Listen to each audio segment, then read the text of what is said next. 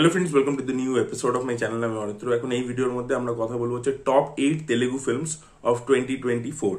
তো অ্যাকচুয়ালি দেখুন, আমি তো যত তেলেগু কন্টেন্ট বেরিয়েছে সবকটা তো দেখতে পারিনি। তো সেই যেগুলো দেখেছি তার ভিত্তিতে আমি বলছি, তার মধ্যে থেকে যেগুলো ভালো ছিল সেগুলো নিয়ে অবশ্যই কথা হবে। এবং এটা আমার পার্সোনাল ফেভারিট, আপনাদের অন্য কিছু পার্সোনাল ফেভারিটও হতে পারে। আচ্ছা, এই লিস্টের মধ্যে আমি কয়েকটা ছবি দেখেছি যে ছবিগুলো কিন্তু রিভিউ আমার চ্যানেলে নেই। তার কারণ হচ্ছে, যেই ছবিগুলো যে মুহূর্তে বেরিয়েছিল সেই মুহূর্তে আমি সঙ্গে সঙ্গে দেখতে পাইনি, পরবর্তীতে দেখেছি। এখন দেরি হয়ে গেছিল, সেই মুহূর্তে রিভিউ করা হয়নি। এবং এগুলো মোস্টলি খুব ছোট ছবি, এগুলো বড় স্টারের ছবি নয় এবং হলে রিলিজ হয়নি, পরবর্তীতে দেখেছি। তবে আপনাদেরকে বলবো, এই 3টে ছবি আছে এই লিস্টে যেগুলো আমার রিভিউ নেই আমার চ্যানেলে। বাট সেই ছবিগুলো আপনাদেরকে বলবো যে আহা বলে যে ওটিটি প্ল্যাটফর্মটা আছে না তেলেগুতে, ওইটা আপনারা সাবস্ক্রাইব করে দেখতে পারেন। এই 3টে ছবি ওখানে অ্যাভেলেবেল আছে এবং খুবই ভালো ছবি 3টে ছবি, যেটা বলবো।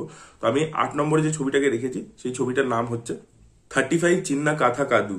এই ছবিটা খুবই সুন্দর একটা ফ্যামিলি ড্রামা ছবি। হ্যাঁ, কমেডি রয়েছে এটার মধ্যে এবং একটা মহিলা যার ছেলে পাসিং মার্কস পাচ্ছে না, তো সেইটা নিয়ে একটা ফ্যামিলি ড্রামা প্লাস কমেডি।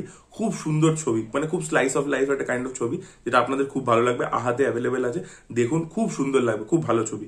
এর পরবর্তীতে আমরা যে ছবিটা নিয়ে কথা বলবো সেই ছবিটার নাম হচ্ছে জেব্রা বলে, এটা আহাতে রিসেন্টলি এসছে। তো এই ছবিটা খুব ভালো একটা সিনেমা হয়েছে, ঠিক আছে। এই আপনারা যদি দুলকার সালমানের লাকি ভাস্কর ছবিটা আপনাদের ভালো লেগে থাকে, যেটা ফিনান্সিয়াল স্ক্যাম নিয়েছিল, ব্যাংকিং স্ক্যাম নিয়ে, এটাও ওরকম সেমই একটা জোনের মধ্যে পড়ে, বাট এটা আজকের দিনে বেস্ট এবং খুব ইন্টেলিজেন্ট একটা ছবি এবং থ্রিলার জোনের মধ্যে সত্যদেব রয়েছেন। তো আপনাদের বেশ ভালো লাগবে। এই ছবিটাও কিন্তু মানে তেলেগুতে যেরকম ছবি হয় সেই জোনের মধ্যে মেইন স্ট্রিম একটা ফ্লেভার রেখে খুব ভালো একটা ইন্টেলিজেন্ট ছবি কিন্তু জেব্রাও হয়েছে। এর পরবর্তীতে আমি যে ছবিটা লিস্টে রেখেছি সেই ছবিটার নাম হচ্ছে প্রসন্না বদনম। এই ছবিটা আপনাদের অবশ্যই দেখা উচিত because of its unique concept. এখানে যে আমাদের প্রোটাগনিস্ট, তার একটা সার্টেন মেডিকেল কন্ডিশন রয়েছে, ফেস ব্লাইন্ডনেস। সে লোকের ফেস দেখে চিনতে পারে না এবং তার সামনে কি হয় সেটা একটা অ্যাক্সিডেন্টের কারণে হয়েছিল এবং তার পরবর্তীতে সে একটা মার্ডার উইটনেস করে। এবার সে ওই খুনিকে চিনতে পারছে না বিকজ ওর ফেস ব্লাইন্ডনেস আছে। তো ওর যে কনসেপ্টটা, সেই কনসেপ্টটা খুব ইউনিক এবং থ্রিলিং একটা কিন্তু ভাইব গোটা ছবিটা দেয়। তো এই ছবিটাও হাতে অ্যাভেলেবেল আছে, আপনারা চাইলে দেখতে পারেন। সুহাস বলে যে হিরোটি, যে কালার ফটোতে ছিল, সে এখানে হিরোর চরিত্র প্লে করেছে। এর পরবর্তীতে যে তেলেগু ছবিটা নিয়ে কথা বলবো সেটারও রিভিউ আমার চ্যানেলে নেই, সরি, 4টে, অ্যাকচুয়ালি 3টে জায়গায় 4টে। সেই ছবিটার নাম হচ্ছে AAY বলে। এই ছবিটা আর কি নেটফ্লিক্সে পেয়ে যাবেন। এটাও খুব সুন্দর একটা স্লাইস অফ লাইফ ছবি আর কি। এটাও একটা বন্ধুত্বের গল্প, যে একটা লোক নিজের গ্রামে ফেরত গেছে বহুদিন পরে এবং সেখানে গিয়ে বিভিন্ন লোকের সাথে কানেক্ট করছে, করছে সেটা নিয়ে, এবং তার সাথে প্রেমের অ্যাঙ্গেল রয়েছে। খুবই মানে ফিল গুড ছবি, আপনারা চাইলে দেখতে পারেন। এর পরবর্তীতে আমি লিস্টে যে ছবিটা রেখেছি সেই ছবিটার নাম হচ্ছে হনুমান বলে। ইয়েস, এবছর রিলিজ করেছিল একদম প্রথম দিকে সংক্রান্তি উপলক্ষে। একদম আন্ডারডগ একটা ছবি ছিল, মহেশবাবুর ছবি, গুন্টুর কারণ সামনে বিশাল বড়ভাবে রিলিজ হয়েছিল।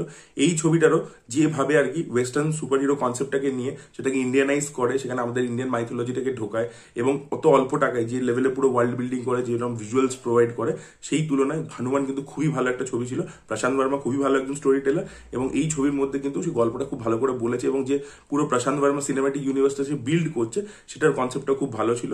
তো সব মিলিয়ে আমার এই ছবিটা খুব পছন্দ হয়েছে, এটা আমি লিস্টে পরবর্তীতে রাখবো। এর পরবর্তী আমি যে ছবিটা রেখেছি সেটা আমার মনে হয় প্রত্যেকেরই লিস্টে থাকবে, সেটা হচ্ছে কালকি 2898 AD। তো এই ছবিটা প্রাইমারিলি তো একটা তেলেগু ছবি, প্যান ইন্ডিয়াতে রিলিজ করছে, but Telugu maker, Telugu producer, Telugu হিরোই রয়েছে এটার মধ্যে এবং এছাড়া প্যান ইন্ডিয়া থেকেও কিছু কাস্টিং রয়েছে। তো এই ছবিটা ডেফিনেটলি, এই ছবিটার মধ্যে কিছু খামতি ছিল, আমার কিছু জিনিস পছন্দ হয়নি স্ক্রিপ্টের মধ্যে, যেরকম ফোর্সড কমেডি, ফার্স্ট হাফের মধ্যে অনেক জায়গায় ব্লকেজ দিচ্ছে। বাট এই ছবিটা মহাভারতকে এবং এই ফিউচারিস্টিক ওয়ার্ল্ডকে যেভাবে কম্বাইন করে, ঠিক আছে, যেভাবে পুরো ওয়ার্ল্ডটা দেখায়, ভিজুয়ালস, সেগুলো খুব ভালো ছিল প্রভাসের। এবং লাস্টের দিকে ছবির একদম এন্ডে যে ক্লাইম্যাক্সটা আসে সেই জায়গাটা দুর্দান্ত হয়ে যায়। এবং এছাড়া মহাভারতের যে ভিজুয়ালসগুলো আমরা দেখতে পাই সেগুলো খুব ইন্টারেস্টিং ছিল।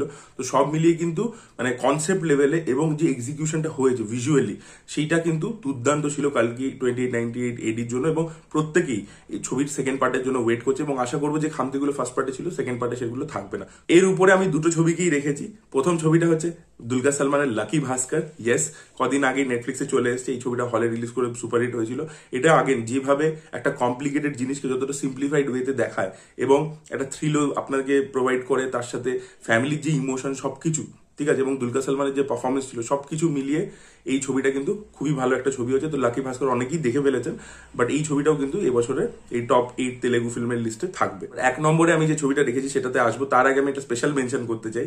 স্পেশাল মেনশনটা হচ্ছে পুষ্পা 2।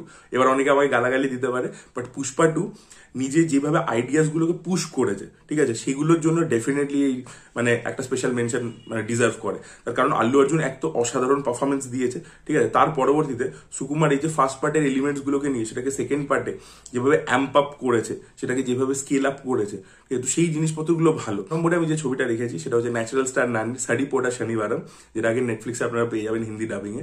তো এই ছবিটা কিন্তু খুবই ভালো একটা ছবি হয়েছে এবং একটা কমপ্লিট ছবি হয়েছে, ঠিক আছে। সুপার হিরো ফিল্ম এটা অ্যাকচুয়ালি, বাট নিজেকে বলে না, ভিজিল্যান্টে সুপার হিরো কাইন্ড অফ একটা ফিল্ম। এবং এখানে হিরো ভিলেনের দুটো দিককে যেভাবে তুলে ধরা হয়, এদের মধ্যে যে টাসেল নানি এবং এস ডি সূর্যার মধ্যে, সেটা খুব ভালো ছিল। 3 ঘন্টার ছবি, প্রতিটা জিনিসকে যেভাবে এক একটা মানে সিনকে যেভাবে স্ক্রিন প্লের মধ্যে মানে বাইন্ড করেছে, মানে একটা সিন কিছু থাকলে তার একটা পে অফ আছে পরবর্তীতে, সেই সেট আপ পে অফ, এই জিনিসটা খুব ভালো। এবং আজকের দিনে যেখানে সবকিছু স্ক্রিন প্লে এরকম ব্লকে ব্লকে চলছে, সাডিপোডা শনিবারম কিন্তু ওইভাবে চলে না। এবং অ্যাকশন সিনগুলোকে যেভাবে সুন্দর করে ডিজাইন করা ছিল, বিজিএমটা ওই শিব তাণ্ডব, সবকিছু মিলিয়ে দুর্দান্ত একটা পারফেক্ট ফিল্ম লেগেছে আমার সাডিপোডা শনিবারম। আর এই বছরের আমার মনে হয় বেস্ট তেলেগু ফিল্ম, এবং সুপারহিটও হয়েছে, বক্স অফিসে 100 কোটি টাকার কালেকশন করেছে। তো এগুলো ছিল আমার পছন্দের তেলেগু ছবি এবছরে, যেগুলো আমি দেখেছি তার মধ্যে থেকে বললাম। আপনাদের পছন্দের লিস্ট অবশ্যই কমেন্ট সেকশনে জানাবেন। এই ভিডিওটা ভালো লেগে থাকলে লাইক করুন, শেয়ার করুন, চ্যানেলকে সাবস্ক্রাইব করতে ভুলবেন না।